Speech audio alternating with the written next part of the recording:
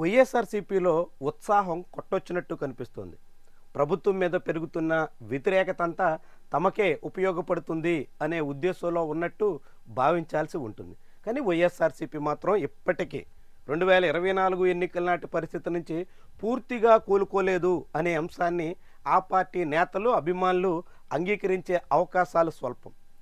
నేటికి అనేక జిల్లాల్లో అసెంబ్లీ నియోజకవర్గాల వారీగా చూస్తే వైఎస్ఆర్సీపీ పరిస్థితి ఇంకా ఏ రీతిలో ఉందో అర్థమవుతుంది. ఉదాహరణకు శ్రీకాకుళం జిల్లా కేంద్రం. శ్రీకాకుళం నియోజకవర్గానికి వచ్చే ఎన్నికల్లో అభ్యర్థి ఎవరు ఇంకా వైఎస్ఆర్సీపీలో స్పష్టత లేదు. నియోజకవర్గ ఇన్ఛార్జ్ మీదే ఇంకా క్లారిటీ కనిపించట్లేదు. ధర్మాన ప్రసాదరావు ఎప్పుడు అలుగుతారో, ఎప్పుడు బయట కార్యక్రమాల్లో పాల్గొంటారో ఎవ్వరికీ అంతుపట్టదు. పక్కనే నరసన్నపేట. ప్రస్తుతం వైఎస్ఆర్సీపీ జిల్లా అధ్యక్షుడిగా ఉన్న కృష్ణదాస్ వచ్చే ఎన్నికల్లో తాను బరిలో ఉండబోను అని ప్రకటించేశారు. తన కుమారుణ్ణి, ప్రస్తుతం జడ్పీటీసీగా ఉన్న వారసుణ్ణి తెర మీదకు తీసుకొస్తున్నారు. ఆయన ఏ మేరకు వచ్చే ఎన్నికల నాటికి బలోపేతం అవుతారు, ఆయన ఎంతవరకు పోటీ ఇవ్వగలుగుతారు అన్నది స్పష్టత లేదు. ఆముదాల వలసలో ప్రస్తుతం తమ్మినేని సీతారామని పక్కన పెట్టి కొత్త ఇన్ఛార్జిని తెర మీదకు తీసుకొచ్చారు. ఆయన ప్రభావం ఎంత? కోన రవికుమార్ లాంటి బలమైన నాయకుడిని ఢీకొట్టడంలో ఆయన ఏ మేరకు సరిపోతారు? ఇంకా వైఎస్ఆర్సీపీ నేతల్లోనే స్పష్టత లేదు. ఇక ఎచ్చెర్ల గతంలో ఎమ్మెల్యేగా పనిచేసిన కిరణ్ మీద ఇప్పటికీ వ్యతిరేకత తగ్గలేదు. ఇప్పటికీ ఆయన సహకరించేందుకు వైఎస్ఆర్సీపీ శ్రేణులు పూర్తిగా కదిలి రావట్లేదు. మరి వచ్చే ఎన్నికల నాటికి ఆయన ఏ మేరకు మళ్ళీ పార్టీని గాడిలో పెడతారు? అనామకుడిగా భావించిన బీజేపీ అభ్యర్థి చేతిలోనే ఓడిపోయిన నాయకుడు వచ్చే ఎన్నికల నాటికి తిరిగి కోలుకుని ఎట్టా పోటీ ఇవ్వగలుగుతారు? చాలా పెద్ద ప్రశ్నార్థకం. ఇట్లా ఏ నియోజకవర్గం చూసినా ఇంకా ఎక్కడికక్కడే అన్నట్టుగా మారుతుంది. ఇది ఒక్క శ్రీకాకుళం జిల్లానే కాదు, ఏ జిల్లా వారీగా చూసినా ఇదే పరిస్థితి వైఎస్ఆర్సీపీలో కనిపిస్తుంది. ఉదాహరణకి మళ్ళీ మనం ప్రకాశం జిల్లా చూడొచ్చు. ప్రకాశం జిల్లాలో జిల్లా కేంద్రం ఒంగోలు. నియోజకవర్గం స్థాయిలో ప్రభావితం చేయగలిగిన నేత ఎవరు?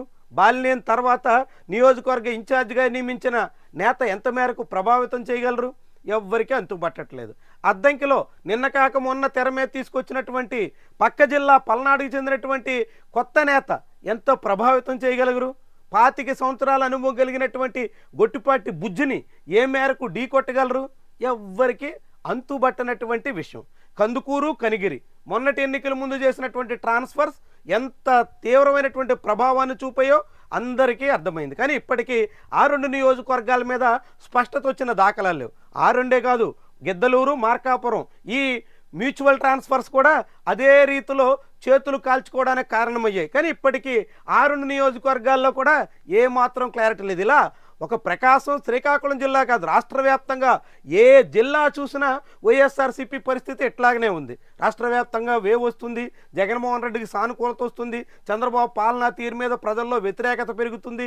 ఈ వ్యతిరేకత మళ్ళీ జగన్ వైపు టర్న్ అవుతుంది. అదే మళ్ళీ జగన్ అధికారంలో తీసుకురావడానికి కారణమైపోతుంది. ఇది సగటు వైఎస్ఆర్సీపీకి బలమైన అభిమానులుగా ఉన్నటువంటి వాళ్ళు భావిస్తున్న అంశం. కానీ నియోజకవర్గాల వారీగా చూస్తే ఆ పార్టీ ఎంత బలహీనంగా ఉందో, ఆ పార్టీ నాయకత్వం ఎంత తీవ్రమైనటువంటి సమస్యల్ని ఎదుర్కొంటుందో, దాదాపుగా సగం పైగా నియోజకవర్గాల్లో ఆ పార్టీ ఇంకా ఎలా కోలుకోకుండా కుదేలైనటువంటి స్థితిలోనే కొనసాగుతుందో స్పష్టం చేస్తున్నాయి. మరి వీటిని సరిచేసుకోకుండా, క్షేత్రస్థాయిలో పరిస్థితులను చక్కదిద్దుకోకుండా పై మెరుగులు చూసి, రాష్ట్ర వ్యాప్త ప్రభావం చూసి, సోషల్ మీడియాలో పోస్టులు చూసి అంతా బాగుంది అనుకుంటే ఆ పార్టీ మళ్ళీ పుట్టి మునిగిపోవడం ఖాయంగా చెప్పాల్సి ఉంటుంది. 2024 ఎన్నికల ముందు కూడా ఆ పార్టీ కార్యకర్తలు, నేతలు, శ్రేణులు అంతా ఇదే ధీమాతో కనిపించాయి. 151 స్థానాల నుంచి ఎన్నిపోయినా 50 పోవచ్చు, 100 అయితే మినిమం గ్యారంటీ అన్న దృఢ విశ్వాసంతో ఆ పార్టీ కదిలింది. కానీ ఆఖరికి ఏమైందో, ఎలా కంగు తినాల్సి వచ్చిందో చరిత్ర చెప్పినటువంటి పాఠం. మరి ఇప్పటికీ ఇలాంటి పరిస్థితుల్లో ఆ పార్టీ కొనసాగితే ఎలా నిలదొక్కుంటుంది, ఎలా బలపడుతుంది, జనాల్లో మరి తిరిగి ఎలా పుంజుకోగలుగుతుంది అన్నది చాలా పెద్ద ప్రశ్న. ఆ పార్టీ నేతలు ఇప్పటికీ దృష్టి పెట్టినటువంటి అంశం, పార్టీని చక్కదిద్దుకోవడంలో చాలా తీవ్రంగా ఫెయిల్ అవుతున్నటువంటి విషయంగా మనం భావించాల్సి ఉంటుంది.